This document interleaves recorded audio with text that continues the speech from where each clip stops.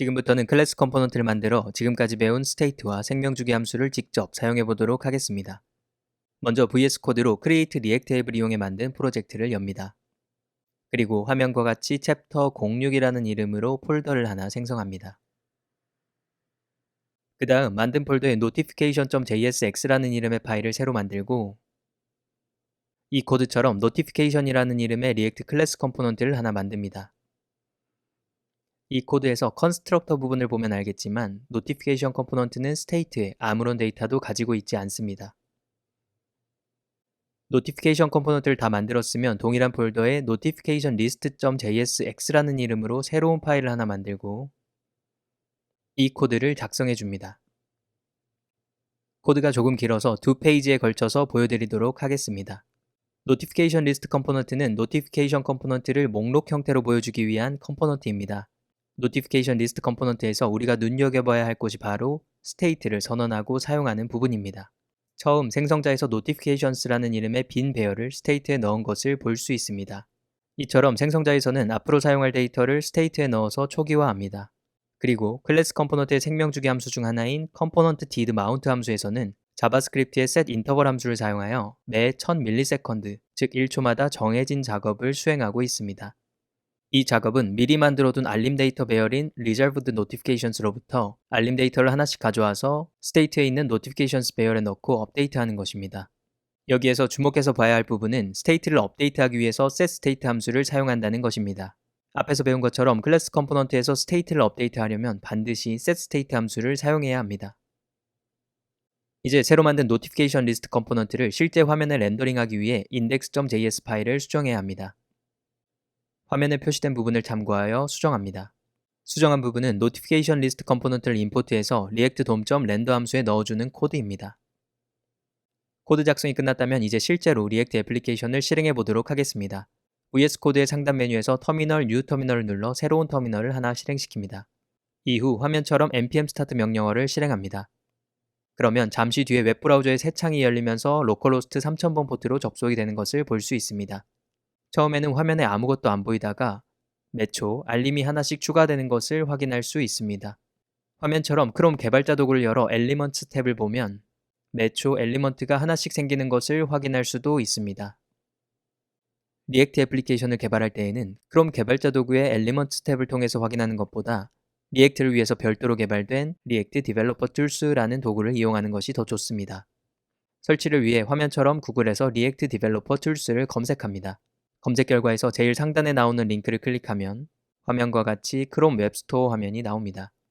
그 다음 크롬의 추가 버튼을 눌러 리액트 디벨로퍼 툴스를 설치합니다.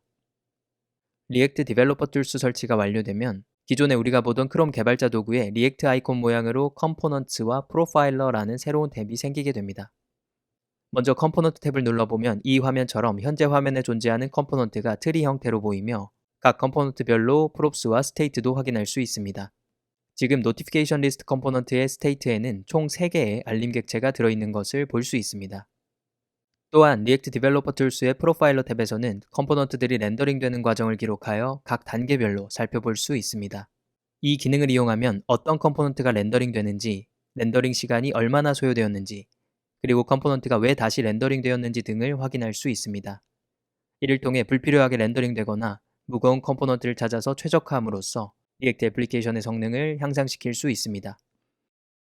이 화면은 현재 우리가 만든 애플리케이션의 프로파일러 화면입니다. 지금부터 앞에서 만든 노티피케이션 컴포넌트의 각 생명주기 함수들을 사용해 보겠습니다.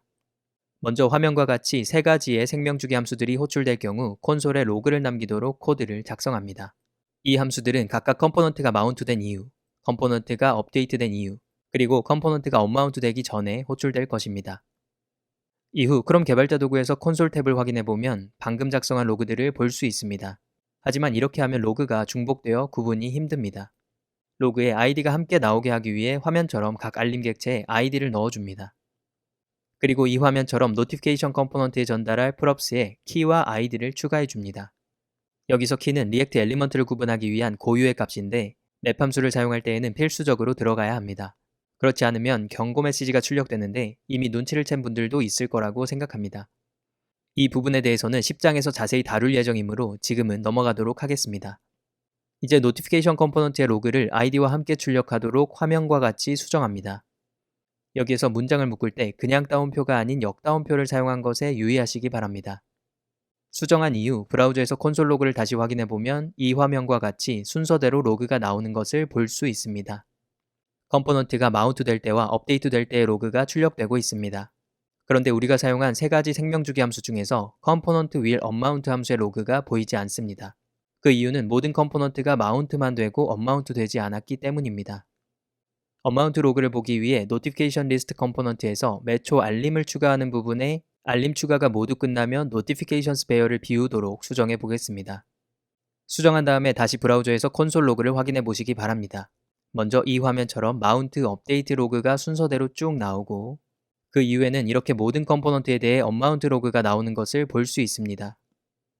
이번 강의에서는 리액트의 스테이트와 생명주기에 대해서 배웠습니다. 그리고 실습을 통해서 실제로 컴포넌트의 스테이트를 사용해 보았으며 클래스 컴포넌트의 생명주기 함수들도 사용해 보았습니다.